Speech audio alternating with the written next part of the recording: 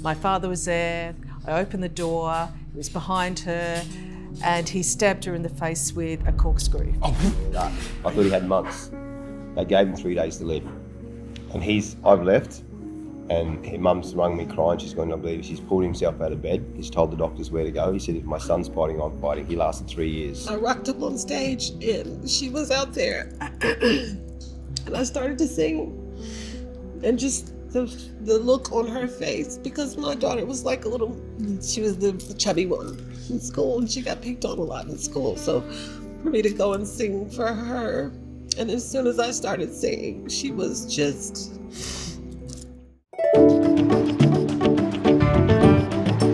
Ichigo Ichi-e, the unrepeatable nature of a moment. A reminder to be present and treasure each encounter, for it will never return. This is The Seventh Seat, a dinner inviting 6 strangers to unmask and share their stories.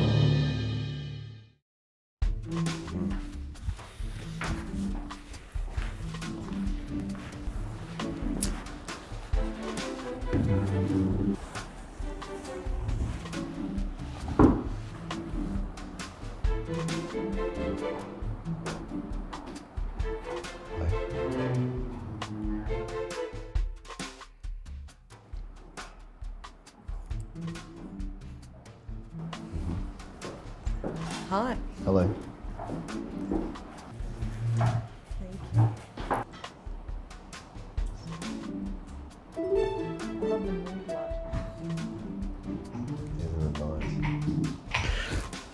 Hello.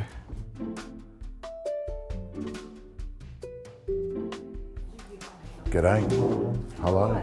All right. Hi, how are you? It's a little bit weird, isn't it? Yeah, weird and wonderful.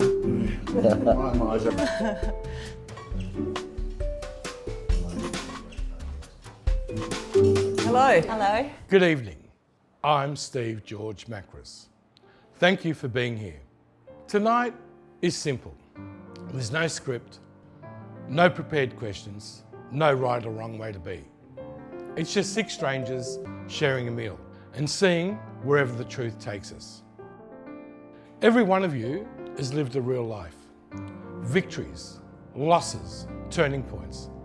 Whatever you bring with you, it's welcome here. The 7th seat is the space we hold for honesty, for the things we don't usually say out loud, for the moments that come from the gut. So tonight, be yourself, listen, share what's real, and let the night unfold on its own. Welcome to the 7th seat. Thank you. Thank you. There's something I asked you to do tonight, to arrive wearing sunglasses. Maybe you haven't questioned why. Sunglasses can provide armour. They offer protection, not just from the sun, but from being fully seen. G'day. Tonight is about dropping that guard. It's about being real. It's about being seen. This is the moment of trust, the moment of choosing to be fully here. Let's begin.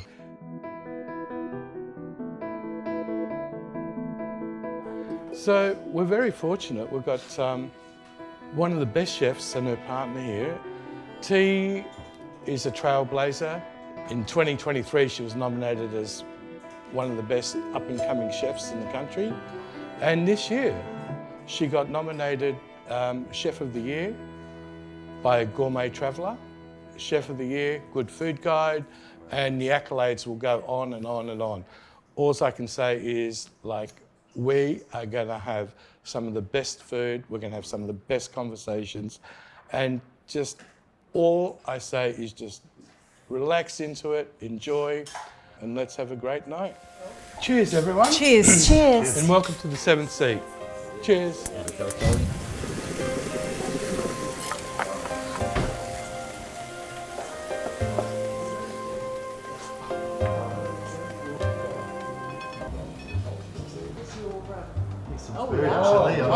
That was amazing. So here we've got some local lobsters just being poached. This is a very classic Vietnamese dish, and pretty excited to be here in the hot weather to be serving this kind of food. So poached lobster with a green mango and rice paddy herb salad with a bit of papaya, fried shallot, some cashews, with a little bit of a fish sauce dressing on the top. Yeah, just give everything a good mix. Yeah.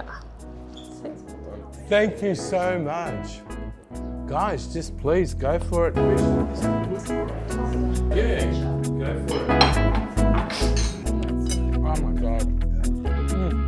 Nathan, what kind of food do you focus on? I'm interested to learn more about your restaurants. We've got a mix of cafes and restaurants and bars. So we used to mainly focus on cafes many years ago, and then we more recently have diversified into restaurants, bars. Yeah. Did the shutdown in Melbourne and the subsequent issues that caused impact you and your massively. business? Yeah, me personally. I mean, I've got 4 kids, and the year before COVID, I had a few cafes that I'd sold, and I probably should have just retired and been happy.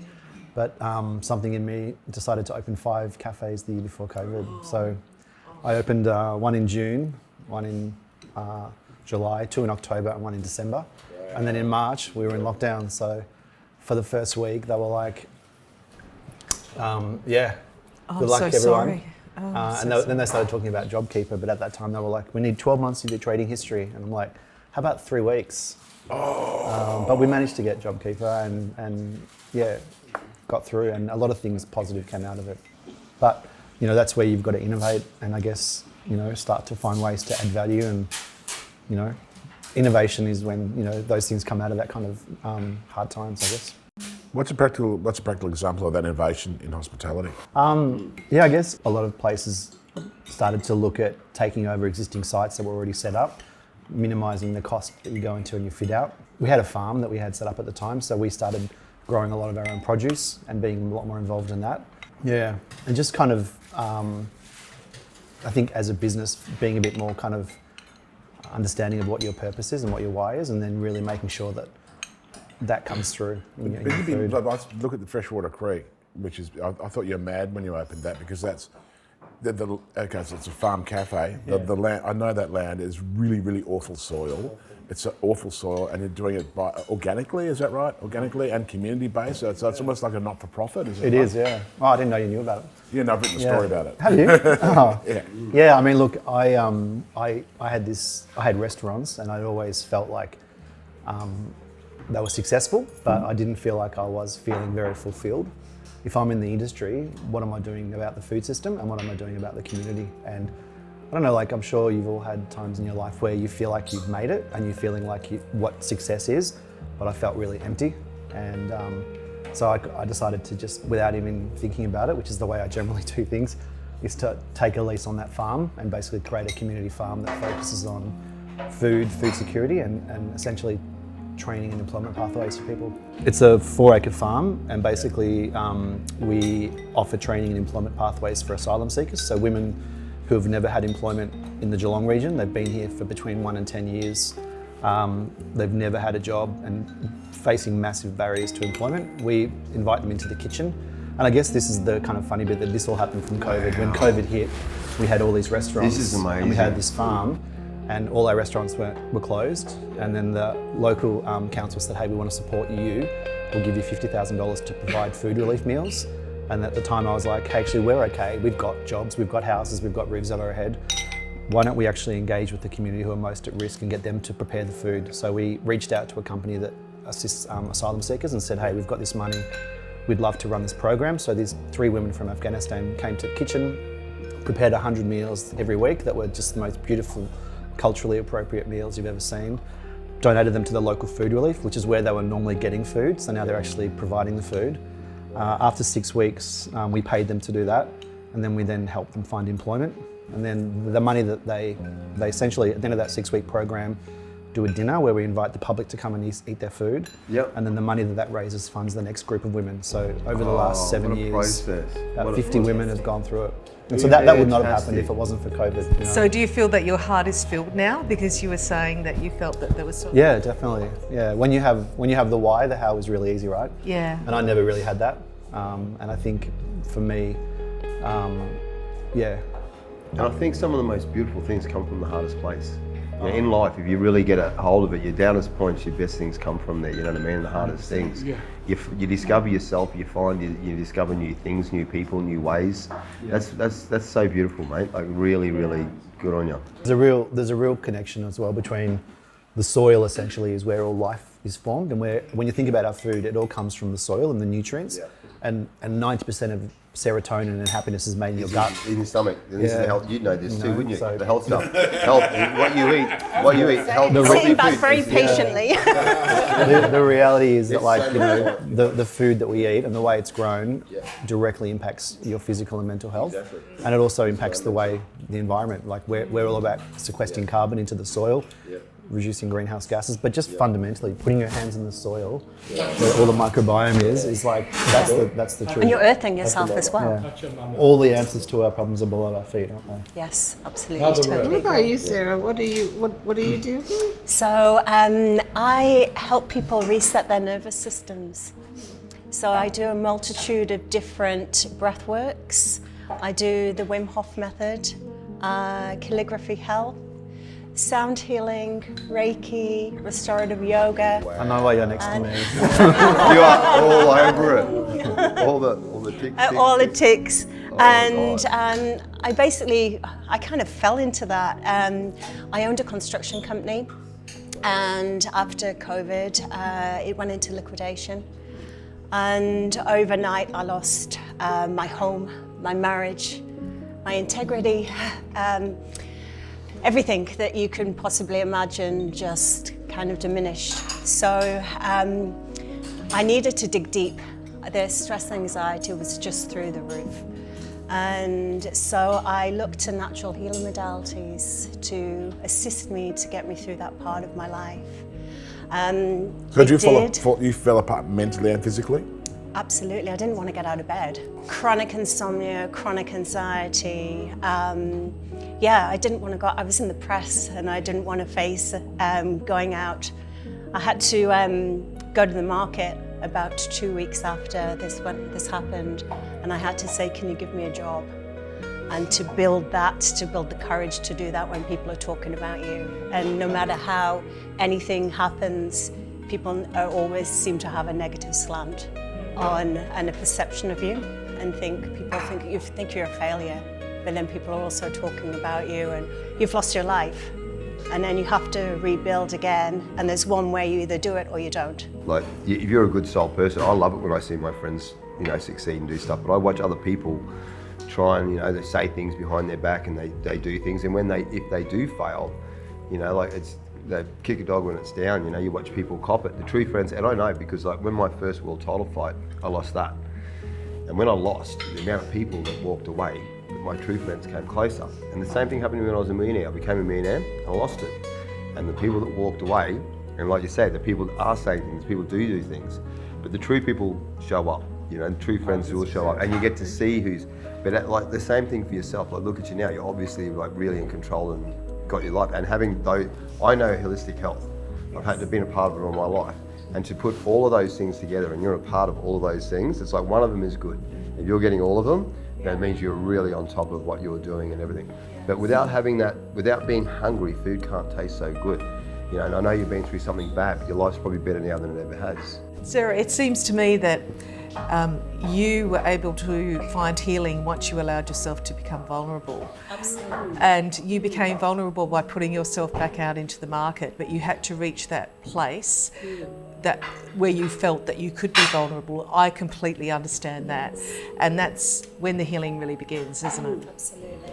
And when you actually go into yourself and you are going into an ice bath for a long period of time, there's no other noise, there's no nothing, you have to go in. And that's where the whispers come, and it builds you strength and resilience, and that's what it did. It got me through that part of my life, and I just felt compelled to just learn everything that had helped me and then teach it to others. So what you said is actually made something click in my brain. I've been recovering from autoimmune disease. I've got Ross River fever and COVID, and I was in bed for I couldn't walk, couldn't talk, had to put myself back together again, which is the reason I use those words. One of the things was I found snorkeling in Port Phillip Bay, which is 10 degrees in winter, and I said, I'll just go and do it in winter. So it's He's been doing ice baths and wind up at the same time. Didn't realise. And then playing harmonica, that I learned as well.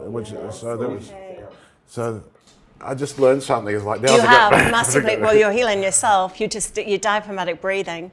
So you're not just shallow breathing here, you're breathing down to your diaphragm. And then under your diaphragm, you've got 60% of your lymphatic system. The lymphatic system doesn't have a pump, but because of the way you're breathing and you're playing your harmonica, you are starting to create a lymphatic pump. And then anything under 14 degrees, you start to get the real healing benefits. Yeah, that's Port Phillip Bay. So there you are. We used to call it spanner water as children. Spanner water. For the crabs? No, tightens the nuts.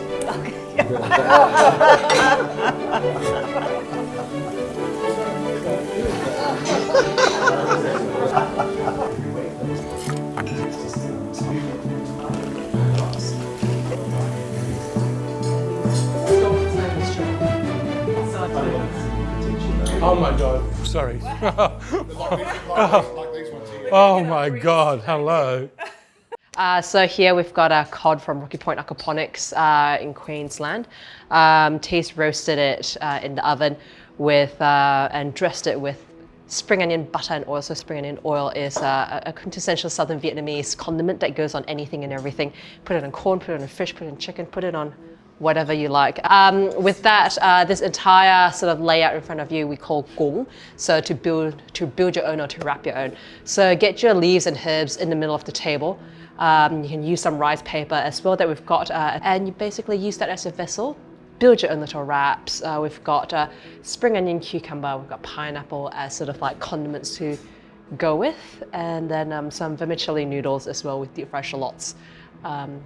It's a build your own adventure kind of situation. My one hot tip for everyone is to consider the size of your mouths before you build the world's biggest roll that you can't. Is that a challenge? You do what you will, given your own lives, and see how you approach this. Richard, you go first and show us how you do it. I was just going to go start here. Go for it.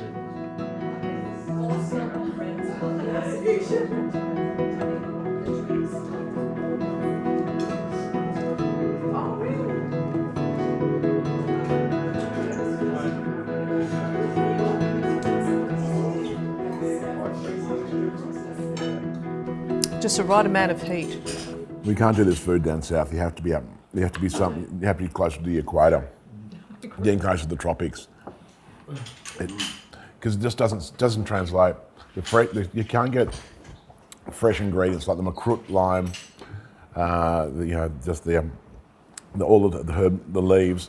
It just doesn't ripen. Doesn't get that full flavour down south where I'm from.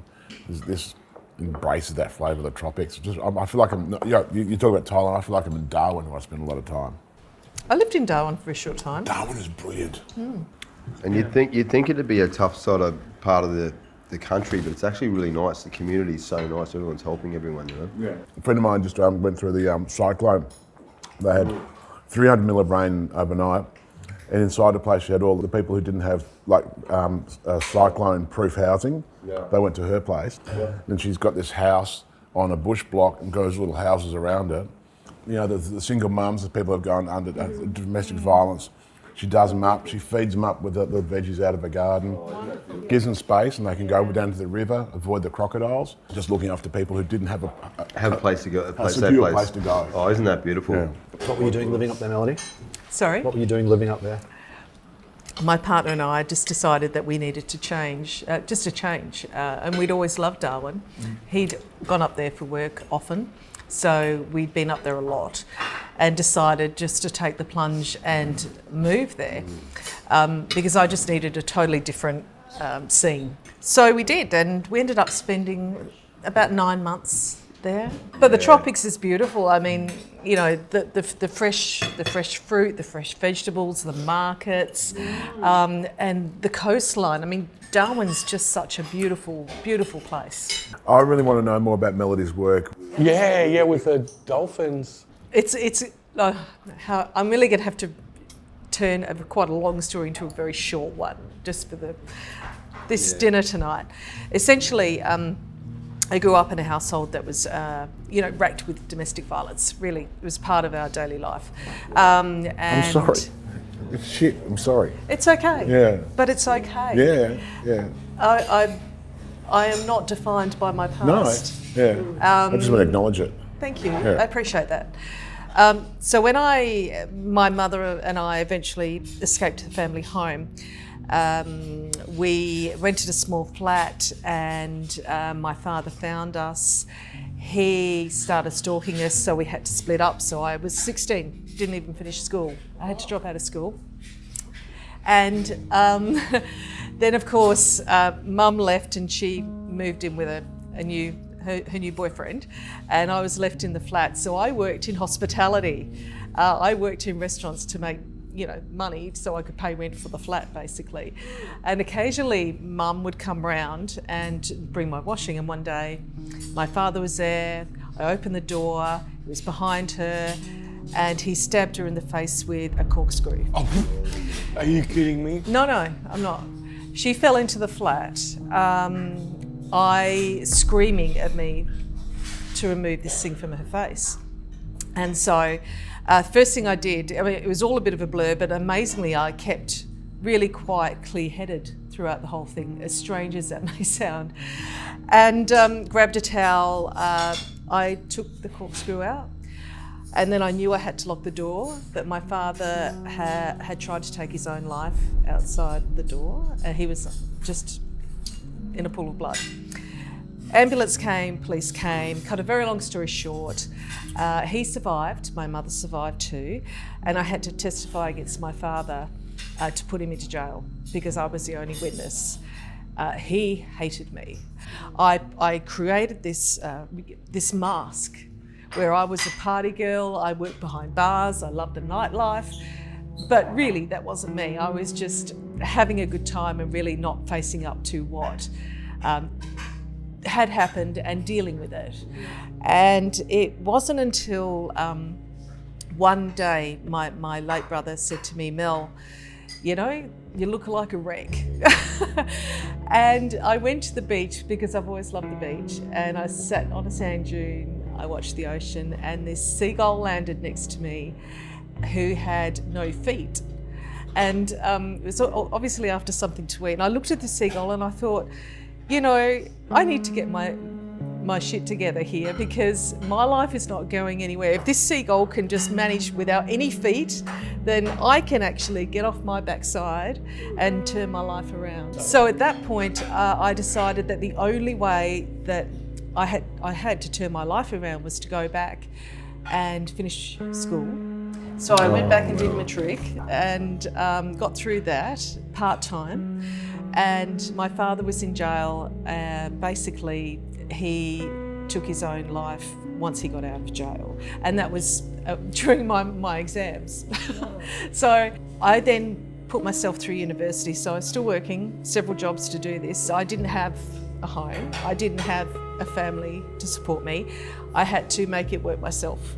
So I went and I was waitressing. I put myself through university. I was asked by one of my lecturers whether I wanted to be involved in a dolphin program that he was running. He was a researcher. He was one of my lecturers at university, and I'd always loved dolphins. It was a volunteer. I could be a research assistant.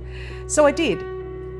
And I then met the Port River dolphins, which live in an estuary just outside of Adelaide, quite a polluted area, heavily industrialised, but parts of it are mangrove lined and just the most magnificent trees and the most magnificent area, just very serene, but a lot of it is industrialised. And it's through that program and being a research assistant that I met a wild, solitary, injured dolphin who lived in a particular part of the estuary by himself. I don't know what happened to him. He was so badly deformed from being caught up in fishing line and fishing nets, and he had actually approached the research team to sort of try and engage with us because it was clear that he was alone. And I think, I don't want to speak for dolphins here, but I think it's probably because a lot like me, and I recognised this in him straight away, that he he was scarred. He was disconnected from the world, and his loneliness and disconnection seemed to mirror my own internally.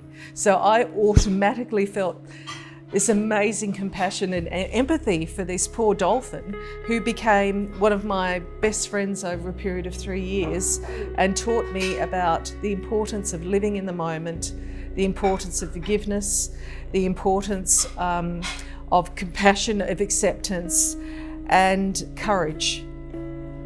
And it was through that that relationship and friendship that I had with the dolphin that I was finally able to heal and forgive my family and basically allow myself to take part in the greater world, just drop the mask and be vulnerable. Good on you. Harder the battle, the greater the glory, my God. I've got two, 3 stories here right now. A few of us have been through some hard things, but the harder the battle, the greater the glory, and you stay true to yourself. And you've come through. Congratulations! Oh my God, what an incredible human being! Thank you. And I guarantee you'd be dropping pebbles in ponds everywhere, ricocheting to so many people around you. Good on you. Well, thank That's you. beautiful. You're a really amazingly zen guy, but you're also, you can put someone out in under 6 seconds and they don't get up for a long time. Tell us, or 1 second? 1.8, yeah. 1.8 seconds. Yeah. that was for my father. I hadn't fought for 8 years, and I've had the most amazing parents, and we got 6 generations that were alive at the time, and Mum and Dad looked after the kids. His brother died, took their kids on, and Dad would work away 4 weeks, come back for 1, the whole life. Mum had the shop, she'd work, we had a corner shop, she'd work 18 hours, and they've always given to the family, like really just worked their lives, but they've always, Mum's dreamed about this dream home. And she wanted to build this dream home, and her worst fear is Dad would never get to see it, in time. And then anyway, I did work overseas as a bodyguard, and overseas made some money, and they're ready to do their home, but they wanted to do it on acreage, I couldn't afford it. So I went and made sure we got them some acreage, 40 acres, a beautiful plot. And then they were living in a tin shed while they were building the home. And things went up and down. It was 7 years had passed, and then all of a sudden, we get the phone call, Dad's in hospital. And we go there, and the doctors said, prepare yourself, he's not leaving. He had prostate, but he left it that long, it turned into 95% bone cancer. I thought they meant he had months. I've gone to the gym, and I prayed every God, every religion, everything of good, everything I've done that's good, please, let's give me a sign, like what we can do to get Dad home. And I tore a bag in half because I was a bit angry, and there was the matchmakers there for Anthony Mundine's career. Long story short, I ended up having a fight with a world champion fight. I had 10 days to lose 15 kilos. And there was a matchmaker there. Anyway, long story short, I've gone to Dad and I said, Dad, looks like I'm fighting. I'm going to get the house done. We'll get the house finished because he didn't want to die in hospital. I said, we'll get the doctors there, you can do that. I thought he had months. They gave him 3 days to live. And I've left, and his mum's rung me crying. She's going, I believe she's pulled himself out of bed. He's told the doctors where to go. He said, if my son's fighting, I'm fighting. He lasted 3 years. Wow. He got 3 years. The first fight, it was a round robin. The first fight I won. The second fight, I'm fighting the guy, and I start passing out because I was anemic. And then I got stopped. I didn't win, but I didn't lose. But I got a Guinness World Record, fastest knockout. But Dad lasted. So I've got another Guinness Book of World Record holder. Look, this 7 seats just attracting Guinness Book of World Record holders. There we go. But it was a really good. Dad lasted 3 years. He had 17 things he said he would do before he would go, and he did every single one. The very last one was his great grandson, I think it was, fighting, competing in the grand finals of football. And that day, I went to the game. We saw Dad, and we basically, Mum told him, and he passed. So he did every single thing. How old was he, your dad? He was 66 when he got cancer. He was 69 when he passed. But a really amazing man. Yeah, here's one to Dad, eh? Cheers. Here's Dad. Thanks, Dad. Wow. It's Thanksgiving coming up in America, so I was upstairs, starving to death, but looking at like turkey bases and how to make glazed ham. Shit. Oh, that would have been making you hungrier. Yeah. What do you sing? I sing a bit of, so I'm a soul singer, but I do a lot of jazz and blues mainly, you know, whatever it calls, whatever the gig is, I can do it. So Yep. I'll be doing the I don't know if you guys saw the newspaper. I was in the newspaper last week. It was a big, nice photo of me just representing the Blues on Broad Beach Festival. So I'll sing there, and yeah. What brought you to Australia? Well, I was living in Beijing for about 3 or 4 years. And then I met my husband there. He's a geologist, and he started to be a groupie and stuff. And my gigs, and yeah, that's how I wound up here. And then he could fly wherever I was going to be singing, which was amazing, because you know long distance relationships are weird. And yeah, and that's how I wound up here.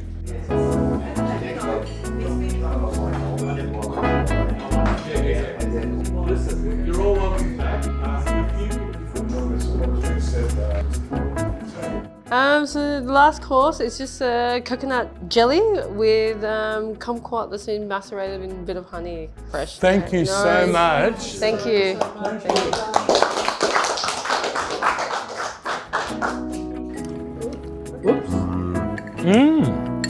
It's beautiful. It's so refreshing.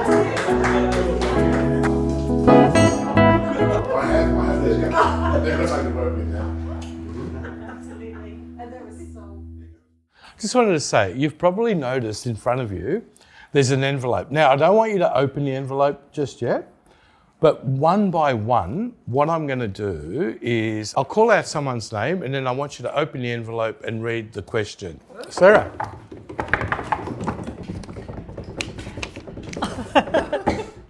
I'm definitely glad I had these under the table. Ian, when you stood in the rings, most people would never dare to step into. You've knocked men out in seconds, but outside the ring, there's always something that hits harder than any punch. What was the moment in your life that brought you to your knees, and how did you stand back up from it? From the age of 4, I wanted to be world champion. I did all that. I wanted to be world champion to have a voice to help the world. And I wanted to look after mum and dad. I knew they were working 2 and 3 jobs. I knew to be world champion, to have a voice, I had to be world champion and help. I devoted my whole life to it. Broken promises, all this sort of stuff, and I basically ended up 80 grand in debt. Lost my wife, lost my house, lost everything, similar sort of thing, right?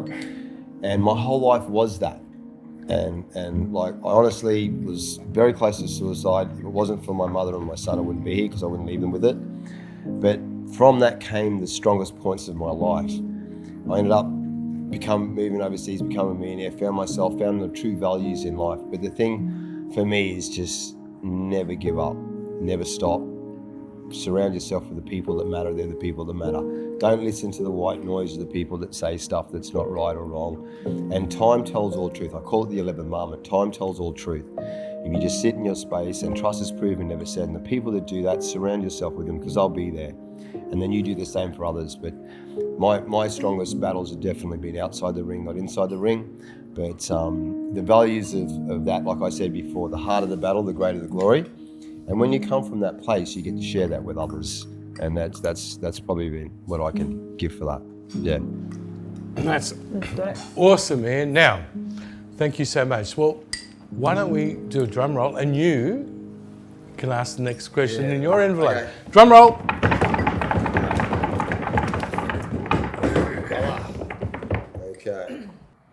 Okay. This question is for Melody. Melody, you escaped a violent home. You found refuge in a wonderful dolphin, and you turned that moment into a mission. What is the truth about that girl you were, the one who watched her world fall apart, that you have never been brave enough to write in any book? Well, that's a difficult question, and it's a deep question.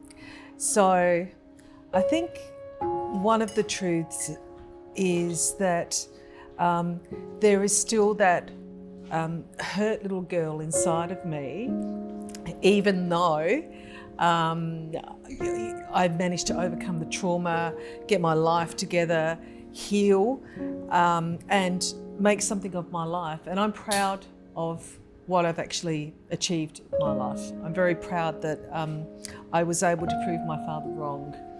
But I think there's still that little girl inside of me which is going nah, nah, nah, nah, nah at Dad.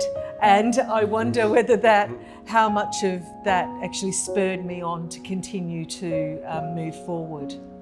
So I don't really express that to many people, but there is probably that element. So there is that child inside of me still that's still struggling with my father's words, even though I've learnt mostly to block them off. I mean, parents can mould you, and what they say to you matters, and words stay with you. Words are incredibly powerful. Stories are incredibly powerful. And so when someone says something to you that's hurtful or dents your confidence or painful in my respect, then a bit of it always stays with you. So I'll acknowledge that. There is still that little girl that is still hurt by my dad's words, but I think that I've managed to turn that around and use it to my advantage and use it to give me strength. But it will always be there. Yeah. But I acknowledge that and I embrace it because it's now part of who I am, and it has actually contributed to the human being I am. And I do feel that people who go through things like this generally have a great deal of empathy and compassion. And I think that it's also taught me to be more tolerant and to have more empathy and compassion. Well done. Thank you. Yeah. Okay, so how about drum roll? Oh, it's me. It's me. Thank you. And you can ask the next question. Okay. Do you need your glasses? Question for Angela. Angela, you started singing in church. You've sung for troops, toured the world, and then found a new life here in Australia. What was the one performance that broke you open and made you realise singing was no longer just what you do, it was who you are?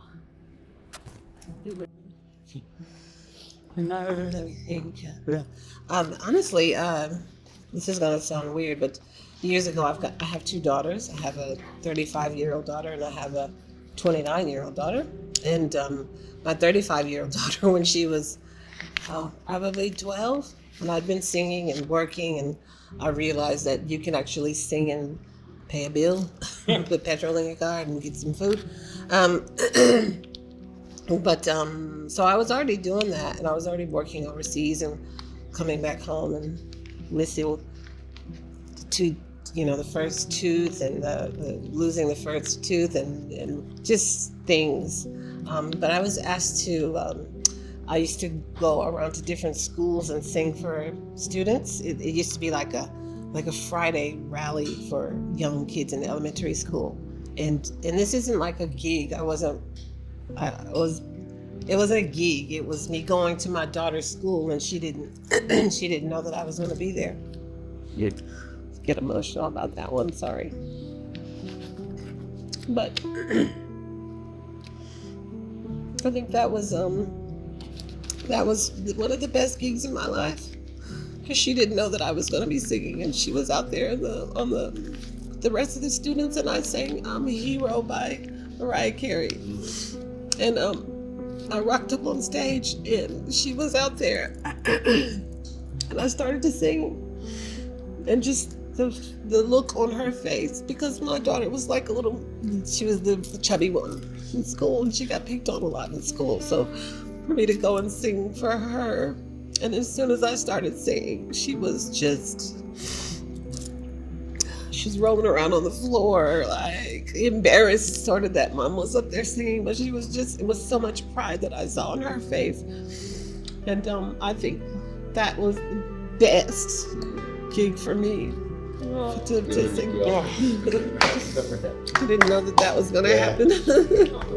But that was the best gig, the best one. And you just, she got all the brownie points. Yeah, so that was the best one. Yeah. So, drum roll, and Angela will get a... Goodness. I know my glasses.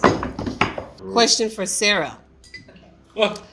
You rebuilt your entire life by breathing your way out of despair when everything you had poured your soul into was taken from you overnight. When you're waking up each day not wanting to face life, but choosing to anyway, what was the exact moment you realized you were no longer surviving the aftermath, but actually finding yourself again? Okay, great question. I guess the work that I was doing, it changes you from the inside out. Like you don't have breath work is one thing, but then putting yourself into an ice bath, for instance, it's one of the biggest fears anyone can ever do.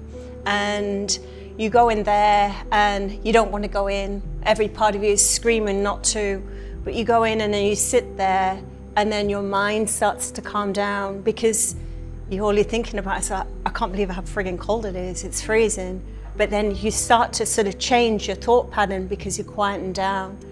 And since I've understood the science behind that after a minute, what it actually does to your brain, and it releases endocannabinoids and opiates, and it allows your body to naturally sort of calm down.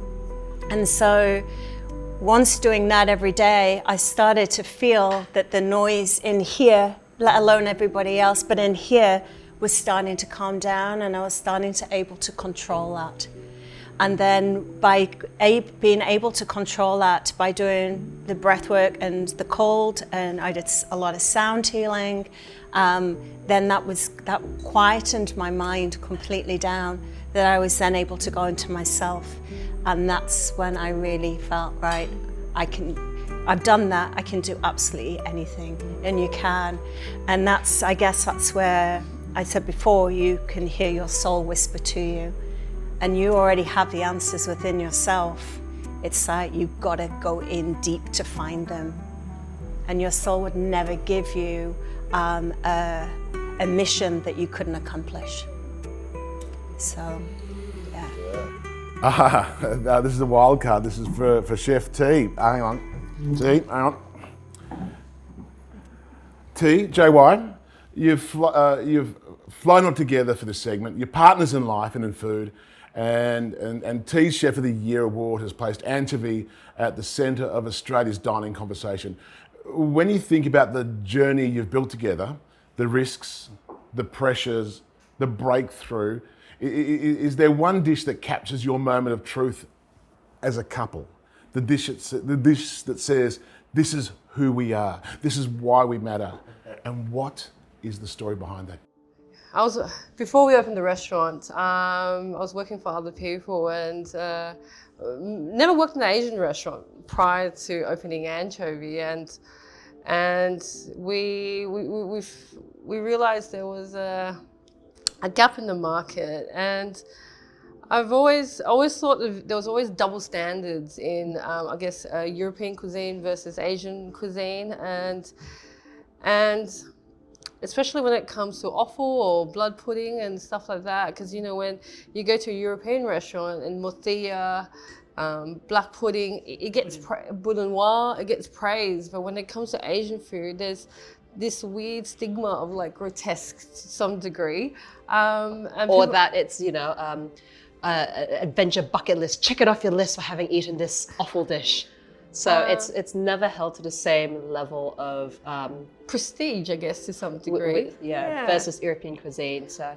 And then, we signed the lease already for Anchovy, and I remember I had a day off work and I was in Yarra Bend, and then I said to JY, I think, because I was kind of playing around with a couple with a blood pudding dish. So essentially it's a Vietnamese style blood pudding that's been filled with a lot of herbs. So the Vietnamese style is just all herbs and a little bit of blood. And so we turned it into a custard, and I pan fried it, served it inside a lettuce cup with pickled ginger, a bit of ginger dressing, and the balance in textures and So flavor. imagine when you bite into it, your teeth sinks into a crust, or the caramelized crust of blood pudding, and it's cold because you've got the cos lettuce leaf. But then as you finish that bite, it starts going hot from the pan-fried blood pudding, and then you get all these hits of like rice patty or Vietnamese mint of ginger coming through, and it just sort of like floods the palate. And I suppose why that dish is significant is because it for us at least, it was a time where this is incredible, this is worth it. And in 2020, Good Food actually nominated it one of the dishes of the decade. Yeah, it's a good representation of what we do as a business, as what we do as a restaurant, but also a great representation of, you know, our ethos as people wanting to promote and showcase the different aspects of Vietnamese cookery and cuisine. So, you know, yeah. Well, whilst we're there, for you to answer. Question for Nathan. So Nathan, you've built venues that make strangers feel something the moment they walk in. What was the moment in your own life when you realized you were trying to create spaces that gave people what you yourself once needed? Yeah, it's a long story. I guess I had a really tough childhood as well. My dad was a Vietnam veteran. He was conscripted to go to the war when he was 21, came back a very different person. And my whole life was pretty fearful. He was a really violent alcoholic. And so as a kid, I was constantly on alert and looking for danger. So I would be always just aware of my surroundings, and it was really hard for me to, I guess, feel comfortable and feel safe and feel that I belonged. And so I don't think I realized it at the time, but now whenever I create spaces, I think about and I look at every aspect of a room, and all I care about is people feeling comfortable and safe and connected. When I was about 8, we went to a pub in Marysville, and that was the first time I went in, and I just was like, whoa, this is amazing. Like, people are all just having fun, connected over food, and feeling safe was a really important thing for me. And so from that age on, I always said I want to be a hotel manager. That was my dream. And yeah, I guess just on that kind of story about your dad and forgiveness as well, like I grew up, you know, hating my dad and having this really painful feeling in me my whole life. And then when I had kids, I started to realize, wow, what must it feel like to have children and not be able to say that you love them and not to be able to show them you love them. And it made me go from anger and pain to forgiveness and empathy. And so when I got probably about 7 years ago, I was still carrying a bit of darkness in me that I couldn't quite figure out what it was. And I had kids, and my mum rang me and said, hey, Dad's not well, he's got cancer. And I knew at that point, hey, he's not going to be around for long. And I knew that I had to basically forgive him and say what I needed to say. So I told my wife, I'm going to go to hospital tomorrow and tell my dad that I forgive him and I love him. And I went there, and the words just wouldn't come out of my mouth. And so I went back home, and she's like, how did you go? I was like, I couldn't say it, but I'm going to go back tomorrow and do it. I went back the next day and I said it to him. And for the first time ever, he hugged me and he was crying.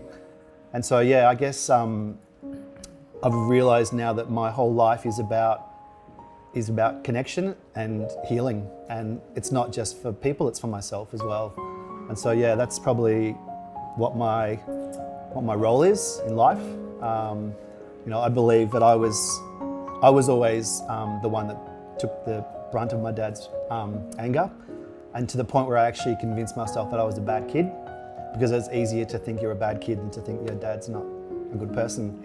You know, the shame of that. So I actually grew up thinking I was a bad kid, which is pretty funny now because I'm not really a bad person, but it was the easiest way to cope, you know. So yeah, now when I do what I do, it's all about making people feel connected and a part of something, and whether it's just for a moment, for a coffee, but you know, that kind of moment taught me that is my motto now. It's to choose discomfort and pain over comfort, because you know that's where all the magic happens, and that's really what it's about for me. Mate. It's interesting what you were saying about growing up in an environment which is unsafe. You do learn to look for the non-verbal cues, don't you? And you become very sensitive to other people's emotions, and you pick up on them very quickly. You read people very well when you become an adult, when you grow up in that environment. But I think that's helped you. Absolutely. Because it's helped you create these amazing spaces in your restaurants, because you know what people need to feel safe, and you pick up on those little cues that a lot of people wouldn't, who hadn't been through your experience. So bravo It can to be you. pretty tiring though as well. Yeah, I understand. You're constantly like, I agree. you know, But usually right about people, right? I mean, you know, you can usually pick up, you know, the bad energy and the good energy. I mean, at least I can, and I get a feeling that you can as well. Yeah. All right, drum roll, come on. And Nathan, you got the last one. Who can it be? Question for Richard. Richard, you've spent decades telling the stories of where our food comes from and why it matters. When was the first moment you realised that your journey was your own?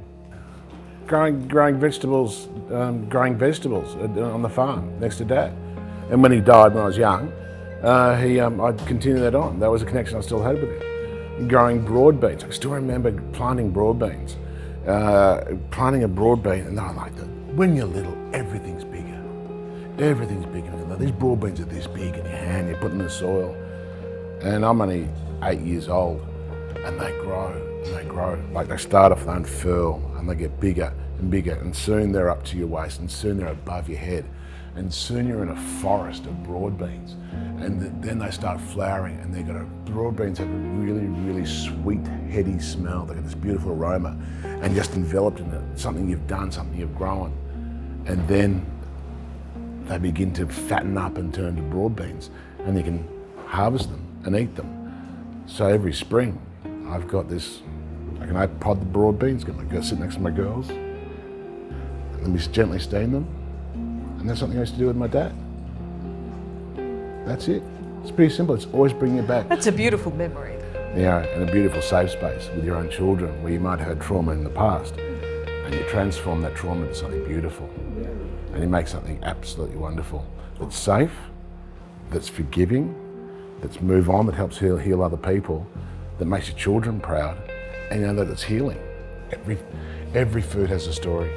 I know the stories from where you are, the fish from you are, your family story, the Mildura story, you know, the South Australian food stories. You know, I've been to your country, I've seen so many food stories.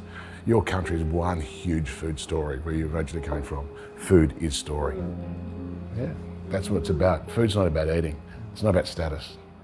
It's about love, isn't it?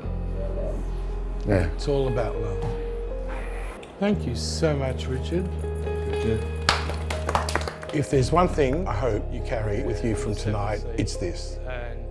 The people sitting next to you, walking past you, standing quietly behind you in life, they're never just ordinary people. There are giants amongst us. And maybe the most beautiful thing we can do is totally see them. This is the 7th seat, and this was our moment.